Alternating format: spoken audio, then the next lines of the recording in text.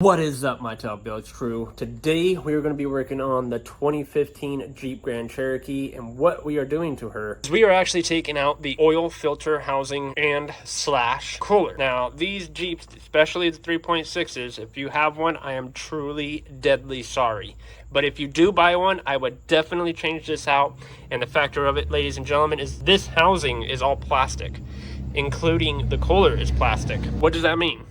That means you are eventually going to run into a situation regarding leaks. As you can tell, this Jeep is definitely leaking oil all over the place. To resolve this issue, you're definitely gonna wanna go stop by pretty much any automotive place, or you can find this online too. If you need a little help, I would definitely post a link down in the description where you can find this oil housing slash cooler. Today, we're gonna show you how to install this. It is a long process, so if you're not willing to do it, take it to somebody knowledgeable or a mechanic. Let's go ahead and enjoy this adventure. Ordinary to look underneath what is under your beauty cover. We're gonna go ahead and remove it. It's gonna go ahead and pull her up. Under the beauty cover, you will see this whole thing. What we need to do is we got to take off the hose. There's a lot of things we're going to have to clean on the way there too because of where the oil filled at. I mean, it literally went haywire in this motor. Like, it is crazy. We're going to go ahead and start off with taking out the air box because we're going to need to get this out. Deleting as much stuff out of your way as possible. Getting to a part is 100% necessary. Don't skip any part. Keep in mind, everything is in conjunction by itself. Your air intake runs all the way into what is called the throttle body. Throttle body is fed into the intake plenum. Plenum does have to come out, and if you buy that kit, guess what? You don't have to worry about buying intake plenum gaskets because they already have them. That's a good thing about Dorman. What we're going to do right now, folks, is we're going to go and get a 8mm to get the clamps off. We got to get it off both sides, the throttle body and the intake box.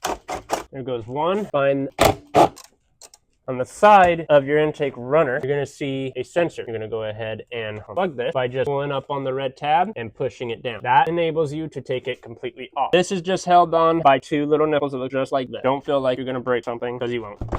Give it a little bit of wiggle. The next thing, before you start pulling the rest of this out, this is your purge solenoid. Now, your purge solenoid is separate from everything else. You guys should know what a purge solenoid does. And if you don't, a purge solenoid's job is to take all of the fumes that come out from your gas tank, and they come through this line right here, and they go through the intake, and they get reburned. It's something dumb that the EPA came out with, but, you know, it's the EPA, we gotta follow them. I got that off. You're gonna have a Christmas tree right here. I got my little plastic panel removal tool. You're gonna get that out of there. Then you're gonna take your purge solenoid, and we're just gonna wiggle it off the bracket. You can send it off to the side right there. Be careful because those hoses do break very, very easily. The throttle body, you have your purge solenoid, which we're going to be taking off. You don't need to take the throttle body off from the plenum. That will all come off as one piece. And we're going to go ahead and pull that off. As you're going to step over to your throttle body. Sometimes it will require having a pick with these. You're going to take it and you're going to pull that off. That's just a little biter that bites onto the metal right here. And you're going to take that red tab once again, push it up, push it down. Okay, now we got the throttle body disconnected. We're going to do the same thing to the sensor that's right above the throttle body, which I will show you one second. Back here, you see the pigtail right there? That's the sensor we're going to take off. Just the pigtail though. There's a red tab on it that you're going to push up, and yes, I'm not saying it's easy, folks. We're going to want to grab that, and the minute it's pulled up, you should be able to press down on said plug and pull it out from its connector. You're going to need to get yourself a little pick like this, and at the very top of that red tab, you're going to see the little nipple sticking out. You're going to put your pick inside that and pull up on it, and that will allow you to pull up on the red tab. Then you will have a vacuum line that is connected to the plenum. This vacuum line right here. What we're going to want to do with that vacuum line is we're going to want to disconnect it from the plenum, just like that. We have a couple of bolts to take off on the plenum, and I am going to definitely show you which bolts you need to take off ordinary to get the plenum off. Plenum is the most important and crucial part of this project. You don't want to mess this up, and you don't want to pry at this. If you have to pry at the plenum, there's a bolt still stuck in there, and you need to get it off. There should be no reason to use a pry bar to take off the plenum. Zero. Inside of here, you're going to see what is known as your throttle body, and once you get to the throttle body, folks, you're going to see a 10mm right below it, and it's right here simply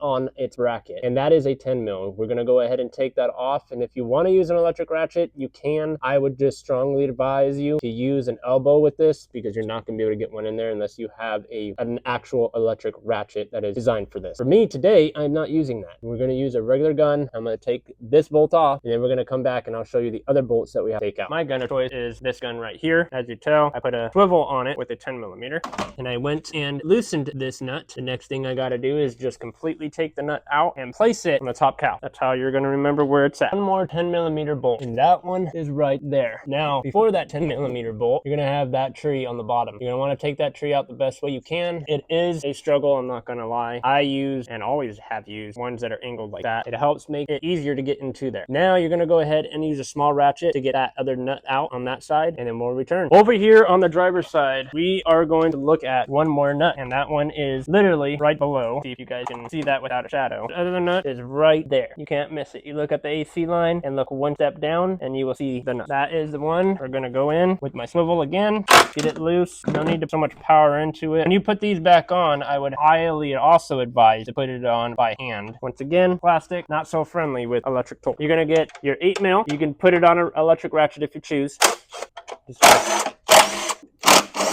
This bracket right here is what holds this intake plenum down. If you go on the bottom, you will have one 10mm down below, and we're going to go ahead and release that 10mm down there as well. I'm going to use a ratchet for this one, only because not even my swivel will be able to reach down there. You're going to need a deep. It is going to be a 13, and there's only one with a stud. Once you get this one worked out, we're almost to the home stretch of taking the plenum off, ladies and gentlemen. Now that I have that nut loose enough with the tool, I'm going to get it unloosened more with my fingers. Here's that unpreventing bolt that you got to get from the bracket, and once you get this bracket loose, you can push it back down again. Here's, you're going to look at your plenum, and inside you will see one bolt, you will see another bolt, and then if you go right here, you will see another bolt way back there. Follow your guys' throttle body, and right behind the throttle body is the other bolt. You're going to pull those 3 bolts, then you're going to be able to pull up your plenum. Definitely a long process. Like I said, patience. Don't try to pry up. Do not try to pry this up. Look for the bolts. If it is still on, there's a reason. I will show you as much as I can to make sure that you don't mess this job up. This is very crucial. Got all those bolts out of the intake. It's super easy now. Just gonna go ahead and lift her up. You're gonna wanna wiggle this around a little bit. A little bit wiggle that way, a little bit wiggle, wiggle, wiggle. Not rough, just wiggle. And then once you start wiggling it around, you'll be able to get it off. You will have one more Christmas tree, so don't pry or pull it far back, which I'm gonna go ahead and take that Christmas tree out. Once you take the Christmas tree off, you're gonna bring it up a little bit more, take your hose off, and then you'll have one more hose at the end of it. This right here, ladies and gentlemen, is your plenum. You don't want any dirt to be introduced in the plenum. You don't want any dirt getting introduced on the top either. We are going to cover that with a towel. Towels go on top like that to prevent any dirt from entering into your motor. Very cool as well. Your cooler is built in. Now your cooler runs this way, and it's with your oil filter and your oil housing. You have to take all of that off just to get to the housing. At this point, you're going to want to disconnect all of your harness. So that includes all of your ignition coils as well as all of your fuel injectors. And you're going to find out why we are disconnecting the fuel injectors here in one splittity second. So the ignition coils are pretty simple to do. That's all you got to do is you see a black tab on them. You just push them down. If you have a pick, picks work really, really great actually, because you can just get underneath them and get where the lock tab is and pull up on the lock tab, and that will allow you to get it out of the car a lot quicker. That's one thing about Chrysler that I would definitely not be mad about, is a lot of their connectors. You got to do that to both sides. Here you're going to get rid of the insulator, basically known as a silencer. The things you're definitely going to need for this job is make sure that you have some thread sealant, make sure that you have coolant. Doing this job can cause you to lose quite a bit coolant and oil, as well as other things as well. You're going to do the same thing to the fuel injectors. The fuel injectors have a red tab on them. I just want to show you the red tabs real quick. The fuel injectors are going to have this red tab. I'm going to go ahead and zoom in for you. That red tab right there will be the same on the fuel injectors. Let's go ahead and disconnect our fuel injectors. This is where the picks actually really do come in handy. Now, once you get them up, you're going to be able to press that said tab in and then pull the fuel rail. You're going to be able to pull a black tab that's on each tab here, not the red tab. There's a black one that says it and locks that red tab into it. That's the one you're going to go ahead and pull. And all your injectors are pretty simple to find in a motor right here. So that is a fuel injector all the way down. Pull the red tabs, push the black button, and then pull it out. This side is pretty much all done. Getting the fuel rail off and getting the ignition coils off as well. well. They are very tough to push in. Like I said, tools are very, very nice to have. That black tab that sits right above this red lock tab that keeps it in place, you're just going to take one of these and push that tab very hard in, and then go ahead and pull it out. You will hear a click, so just pay attention to the click if blowing them out doesn't work. We're going to go over here and do it on this side, and I'm going to show you guys how simple it is to get them out. And also there's trees inside the valve cover that you need to take out so you can get the harness out of the way. That's one thing we're trying to eliminate, is the harness. You're going to take your tool, get the red tab, and pry the red tab up just like that. Now, like I said, with these, they can be stubborn. So I like to just take a tool, find the black switch, and push really hard on it, and then pull up. And then as I go, I see these Christmas trees, and you just pull the Christmas trees up as you're going, because if you don't, it's going to be hard to get the other ones out. So once you get the red tabs up, push the buttons, take them out, take the trees out, move the harness off to the side, and that's pretty much all you got to do for as far as the harness goes for the fuel route. Sadly, a rodent got its head in here and destroyed the living hell out of the insulator. Now, ordinary to not get any of this insulator inside of the engine, I'm going to blow all the ones that is on the side right here. I don't see anything on the other side. I definitely don't want that to be a problem. If you're going to do the same, make sure that your ports are well covered. Do not do it unless they are covered. So I'm going to make sure that mine are. I'm also going to hold the towel down because this is compressed air. As you guys can tell already, there's some of the oil that's all buttered up in here. The next step you're going to want to do is you're going to want to keep, well, for one, keep your towel over the ports. This lower intake, lower plenum, we got to take off the fuel feed. Now, if you guys know, the fuel feed does spill fuel. The best thing to do, what I've always taught you guys in every single series of my videos, is make sure that you grab a towel. Towels will absorb the fuel that comes out of this fuel line. I like to just put it underneath there. You're going to want to take out the lock tab first. There's the blue lock tab that's on it. We're going to set it up. We're going to go ahead and push the quick disconnect button, and you're just going to pull it right out of its socket. This car has been sitting for a long time. It's definitely a cold engine. We don't have to worry about it too much. We definitely don't want fuel anywhere anyways. Okay, so we got the fuel out. Go ahead and route that over there. Your fuel injectors are going to come out with the lower plenum. It's all connected. 8mm bolts. I already got 2 started, technically 3. Then you have the one in the back. So you'll have one up here, one right here, one right here, one right here, one right here, and then you have another one on this side. Altogether, you should have 8 bolts. You can use electric ratchet if you choose. Me, I definitely am. I have a short period of time to get the job done. Now you will have a wire behind this as well as another hose. This one is a Christmas tree. Right behind it, get it out, and then your lower will come out. You will have another one that holds the other wire. So it'll look just like that. I don't know if you guys can see that. Biggest thing I want to know is, if you're doing this, what do you guys think about the job so far? If you're not doing this and you're watching it and you're thinking about doing it and you decided, you know what, I ain't gonna do it, why? So this is your adapter right here. The seals here and the seals at the bottom are garbage. They're going to be replaced. Here is the mess. Now, as you guys can tell right there, there's some oil, all oily down there, all the way right here too. You can see all the oil right there. When you are doing this job and you have this off, the best thing to do is get some brake cleaner and a towel and clean it. Do not push it this way, push it that way, so it doesn't end up in the valleys. You don't want any dirt or anything in those. It will definitely mess a few things up. I don't even let a small particle go into those valves. All right, guys, so that's pretty much what yours should look like, all nice and clean. We're going to be taking the oil cooler out here. You will have this sensor back here that needs to be unplugged, and then there's another sensor right there that needs to be unplugged, and then you have there's the cooler, that's the housing. These are all 8mm bolts, so you'll have 1, 2, 3, 4, and then 5, and that will pull this whole assembly out. So that's pretty much how I'm going to do it. I'm also apologizing ahead of time if the video goes black every now and then. Basically, to get the oil filter adapter complete assembly off, you're gonna need an E-bit, and that is the size. They should look just like that. They have more grooves in them than an average socket.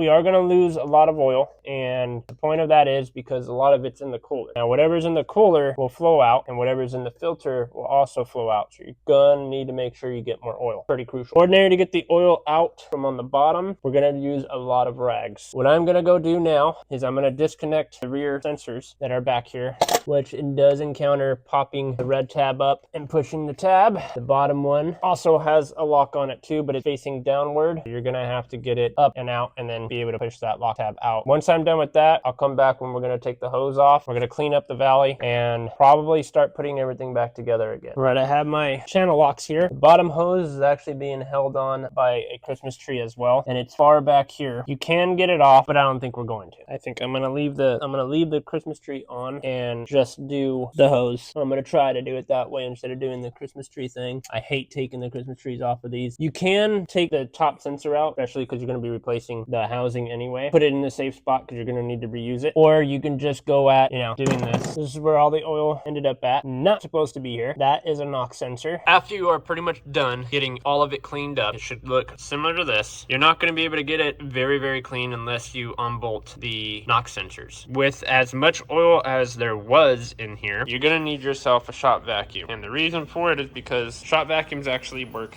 very, very nice. I made this conjunction, put a small hose in it that was big enough to fit in between all the grooves. I can suck out all the oil. If you don't have an oil pressure switch socket, this is why I'm using a monkey wrench to show you guys that it is possible to get it out with a monkey wrench. You want to keep in mind the oil filter is in the housing facing toward the front of you. Lefty loosey, righty righty. You're going to want to step on it. This is the Dorman oil filter housing kit, which we're going to definitely be using a lot of the sills that come with this kit. This is your cap. We're going to not want to lose the cap. This is part of the housing right here. This is the new oil cooler, which will be going on the top just like so. After we stick our sills into this, grab your two sills out, press your sills in, grab your provided cooler, stick it on top. Now there's going to be screws that come with it, and these are Torx. Always put bolts and screws in by hand, especially with today's aluminum blocks and heads and coolers and whatnot. They don't really make stainless steel stuff hardly anymore. Usually it's all plastic or aluminum. So you're going to want to get your oil pressure switch and your oil temperature switch. And like I said, I always strongly advise not using any tools that are mechanical. You're going to do this in a star pattern. It makes a better seal, and the Torx size is a T30. Now you can go ahead and tighten them completely down.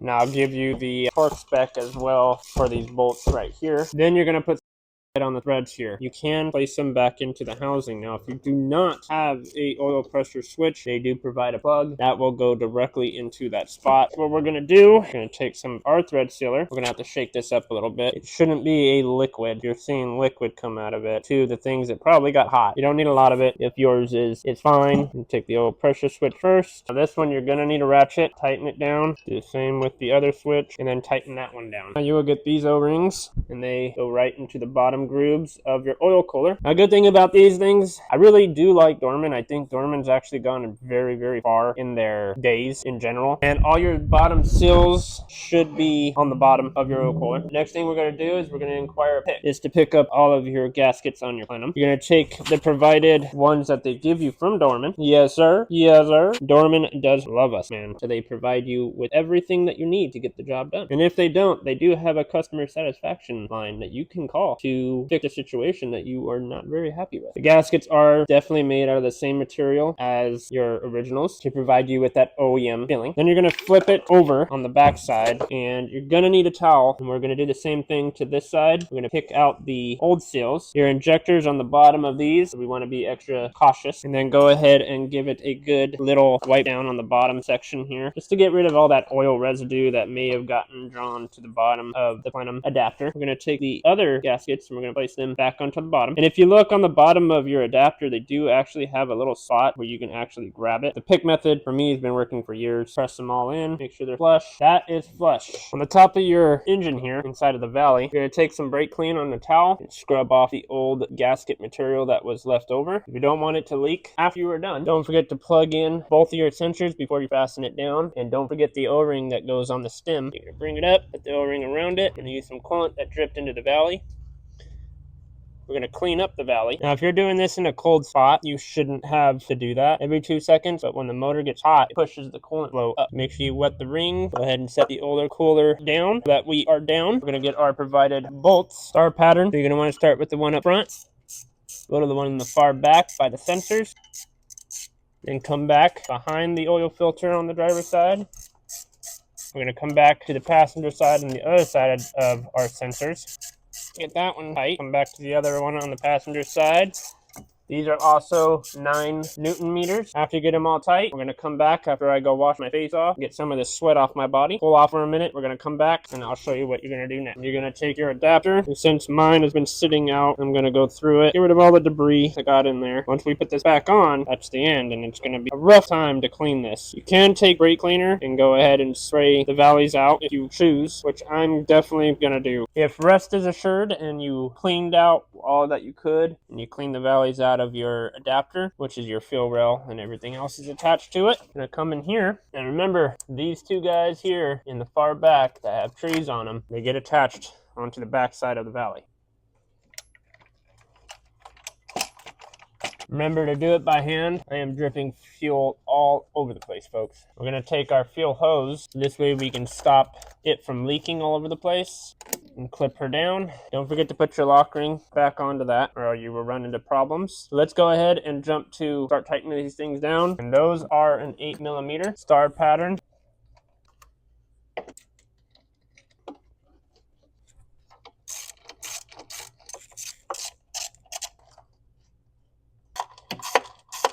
At this time, we're going to go ahead and plug in all of your fuel injectors and your ignition coils. As of right now, would be a good time to go over everything that we have already done. And why is this important? To make sure that you don't have to do the job again. Nobody wants to do a job twice or 3 times or 4 times. Whatever the case of scenario is, we just want to be able to do the job once, get it all the way done. That way, we are rest assured that what we did made a difference. All the oil residue that's in this motor will eventually burn off as it's driven. Don't have to really worry about cleaning it too well, but I like to just make sure that, some of the oil residue is off of it. The next thing we're going to go ahead and do, guys, after you go through, make sure that all your hoses and everything is connected properly, especially your fuel line. Make sure that's connected properly. You don't want that to come off of its latch. Hot engine, fuel, not a good mixture. Make sure that it's on there tight. This part actually takes a while to get off, and it takes a while to get back on. If your spark plugs need to be changed, it's a good time to do it as you're changing out the oil cooler / filter housing. We're going to go ahead and clean the bottom of this, create a really tight seal. After you are done cleaning the top of it, we're going to go ahead and flip her around back to the same way it was. We're going to place it over the adapter. You're going to want to make sure all your hoses and everything are out of your way so you don't squash them, because once this goes down, it's tough to come back off. Go ahead and rotate her, get the studs in the bracket. This would be actually a really good time to plug in your evap line over here before you set her completely down, because of where it's located. It's extremely tough to get it back on.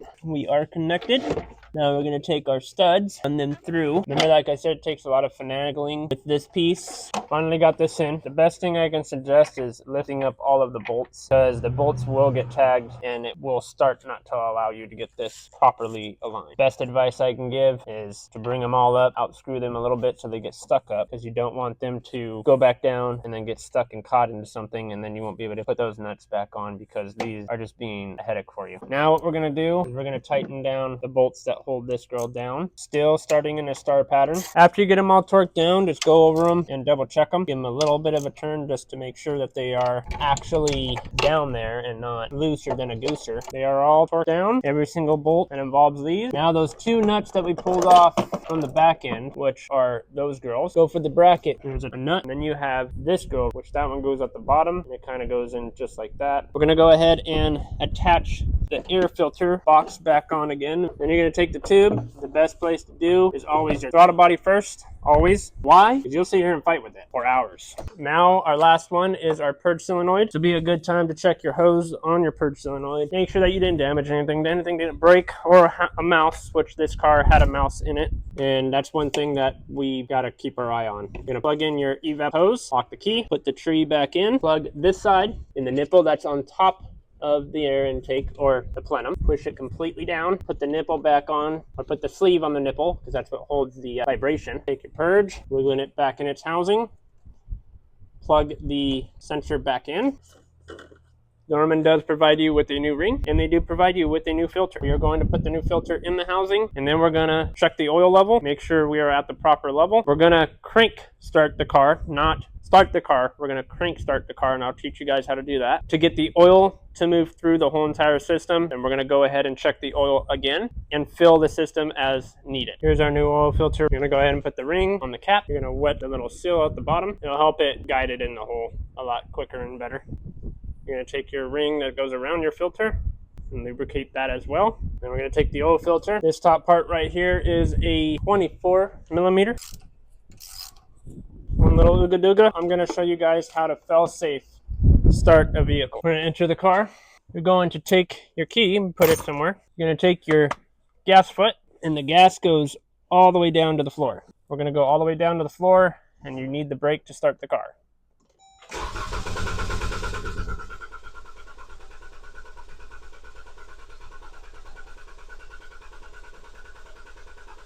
And that allows your oil pump to go through, your coolant to go through, and it pushes it all the way up to the filter and allows the filter to get soaked with oil.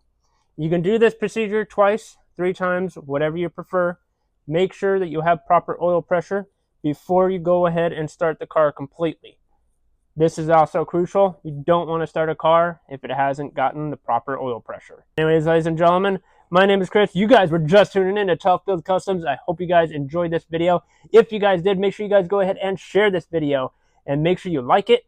And leave a comment down in the section below. And if you are not yet subscribed, make sure you smash the subscribe button. I'll see you guys in the next episode.